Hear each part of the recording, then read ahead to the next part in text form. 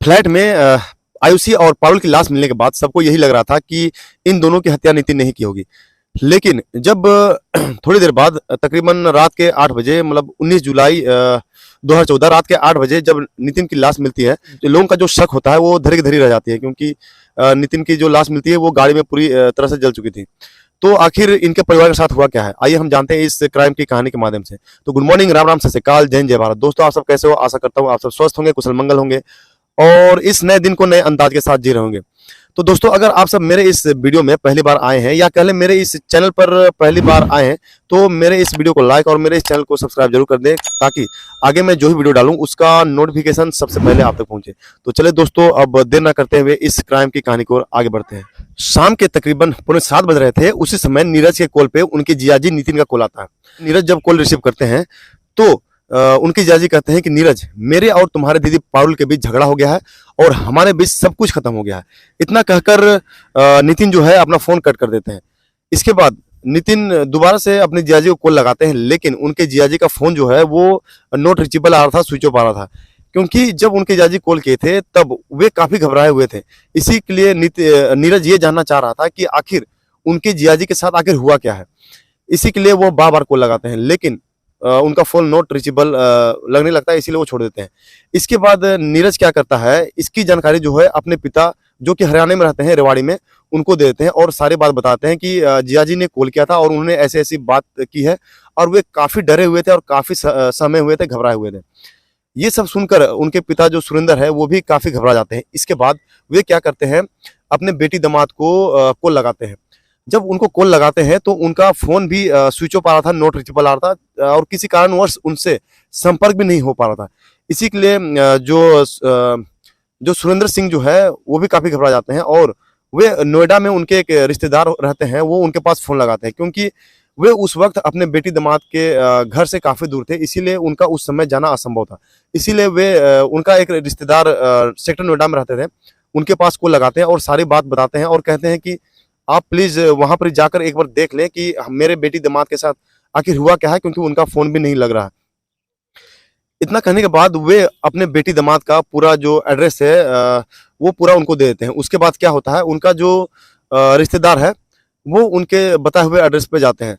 जब उनके बताए हुए एड्रेस पर जाते हैं तब वो देखते हैं कि उनके जो अपार्टमेंट का जो कमरा है उसमें ताला लटक रहा था। इसके बाद उनके रिश्तेदार क्या करते हैं कि जो अगल-बगल जो रहते थे उनसे पूछताछ करते हैं। लेकिन जो अगल-बगल जो पड़ोसी रहते थे उनको भी कुछ पता नहीं होता है, क्योंकि उनके पड़ोसी जो हैं वो सिर्फ अपने काम से काम मतलब रखते थे। अगल-बगल में कौन रह रहा है, कौन क्या कर रहा है, इसके बारे में वे जानकारी नहीं रखते थे। तो जब उनका कुछ पता नहीं चलता है तो सुरेंद्र का जो रिश्तेदार है वो सुरेंद्र को वापस को लगाते हैं और कहते हैं कि यहाँ पर ही उनका कुछ पता नहीं चल रहा है और यहाँ पर ही जो रहते हैं अपार्टमेंट में अगल-बगल जो रहते हैं इनको भी इनके बारे में कुछ पता नहीं है। इसके बाद जो उनके रिश्तेदार हैं वो वापस चले जाते हैं। इसके बाद सुरेंद्र चूंकि वहां से काफी दूर थे, इसीलिए वे सोचते हैं कि आज रात हम हरियाणा में ही रुकते हैं, उसके बाद जैसे ही सवेरे होगी वैसे ही हम यहाँ से चलेंगे। वे तो उस रात रुक जाते हैं, लेकिन उस रात भर उनको नींद नहीं आती है, क्योंकि उनको ऐसा अंदेशा लगता है कि जैसे कि उनके बेटी दामाद के साथ कुछ मतलब गलत हुआ है, मतलब कुछ अनहोनी हुआ है। इसके बाद वे उस रात को जैसे तैसे निकाल देते हैं। उसके बाद जैसे ही सुबह होती होती है वैसे ही जो अपने बेटी और अपने पत्नी को लेकर के वो वापस सेक्टर 120 में जो सेक्टर नोएडा है 120 में अपार्टमेंट नंबर ई में जाते हैं। उसके बाद वहां पर उनका पूछताछ करते हैं, लेकिन उनका कहीं भी अता पता नहीं चलता है। इसके बाद जब उनका कुछ अता पता नहीं चलता है तो वे क्या करते हैं कि इसकी जो जानकारी है वो दे देते हैं वहां पर रहने वहां के जो उस अपार्टमेंट के जो अध्यक्ष थे उनको देते हैं। जब उनके उस अपार्टमेंट के अध्यक्ष आते हैं और वे वहां पूछताछ करते हैं तो उनको भी कुछ पता नहीं चलता है। तो वो क्या करते हैं, इसकी जानकारी है इसकी जो जानकारी है वो देते हैं सेक्टर थाना 58 को। थाना 58 से पुलिस अधिकारी आते हैं चरण सिंह और वहां पर ही तहकीकात करते हैं। जब तहकीकात करते हैं तो उनको भी उनके बारे में कुछ पता नहीं चलता है। जब कुछ पता नहीं चलता है तो वे क्या करते हैं कि वहां पर जो मौजूद लोगों के और जो अध्यक्ष है अपार्टमेंट के जो अध्यक्ष है उनकी मौजूदगी में उस कमरे का ताला तोड़ने की कोशिश करते हैं, क्योंकि ताकि बाद में कोई ये ना कह सके कि उनके गैर मौजूदगी में इनका ताला तोड़ा गया है।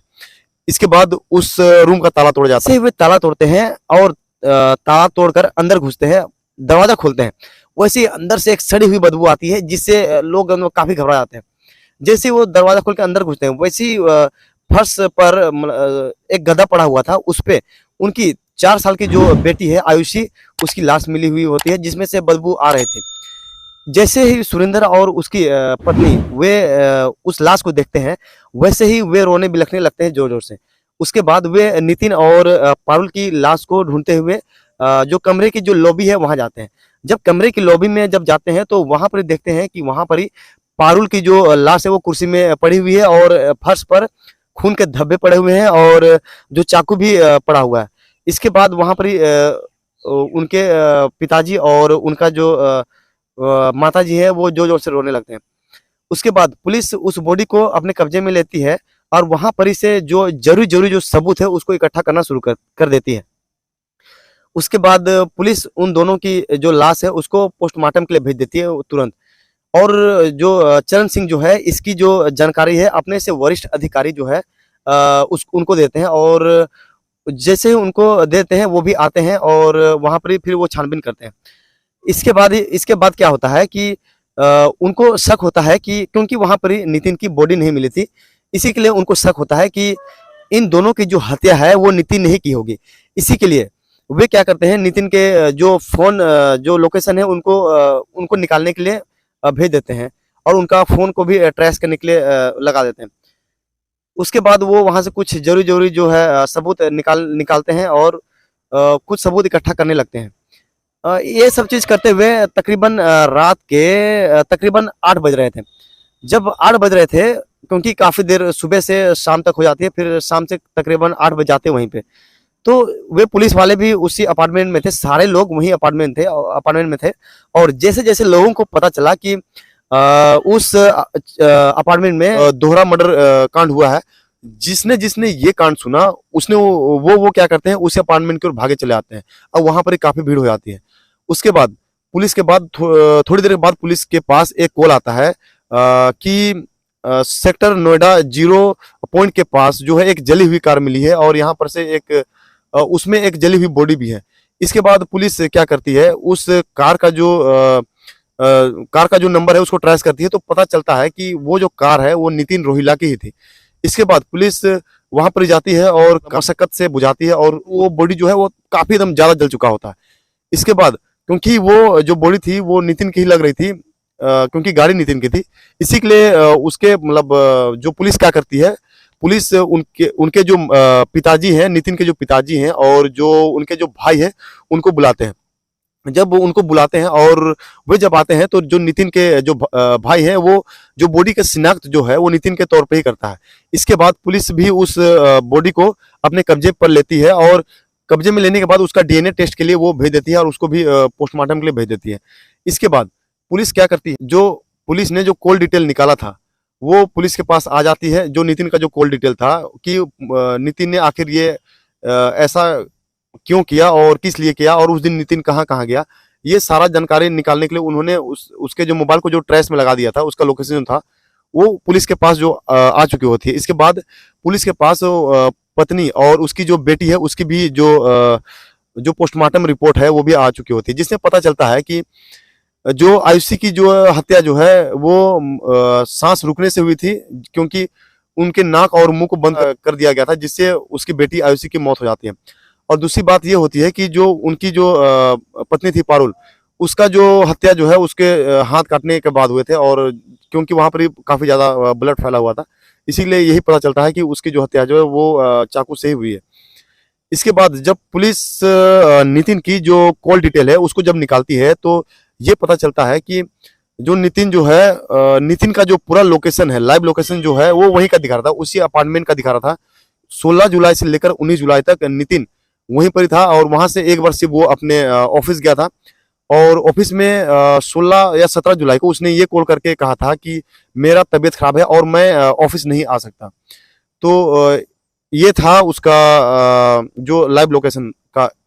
उसके बाद तो उसकी जो 19 जुलाई को उसकी जो है वो लाश तो मिलती है जो गाड़ी में रहती है। तो आखिर नितिन ने हत्या क्यों की इसका कुछ पता चला नहीं। अच्छा, आपको ये बताते चले कि नितिन की जो शादी है 2008 में हरियाणा के रेवाड़ी में रहने वाले सुरेंद्र सिंह की एक बेटी होती है पारुल, उसके साथ हुई थी। शादी के बाद इन दोनों की जो गृहस्थी है वो बहुत अच्छी तरह से चल रही थी, और शादी के कुछ दिनों के बाद जो है क्या होता है कि इनकी एक बहुत ही प्यारी बच्ची होती है, जिनका नाम ये दोनों जो है मिल के रखते हैं आयुषी। और जब इन दोनों की जब बेटी होती है तब ये काफी, जो इनका परिवार है वो काफी खुश रहता है, काफी मतलब इनका जो जीवन जो है काफी अच्छी तरह से चलता है। जो नितिन जो है वो सूरजपुर में एक यामाहा कंपनी है, नोएडा में ही, वो वहीं पे काम किया करते थे, जो कि वहां पर यामाहा कंपनी में जो है इंजीनियर का काम किया करते थे। तो इस तरह से जो नितिन जो है वो सुबह जाते थे अपने कंपनी में काम करने के लिए, और वापस शाम को आ जाते थे और अपने परिवार के साथ खुशी खुशी रहते थे। लेकिन इन दोनों के बीच पता नहीं कब क्या मामला कैसे बिगड़ गया, किसी को कुछ पता नहीं चला, और इतना तक कि उनके परिवार को भी इसके भनक लगी नहीं, और नितिन ने इन दोनों की हत्या कर दी।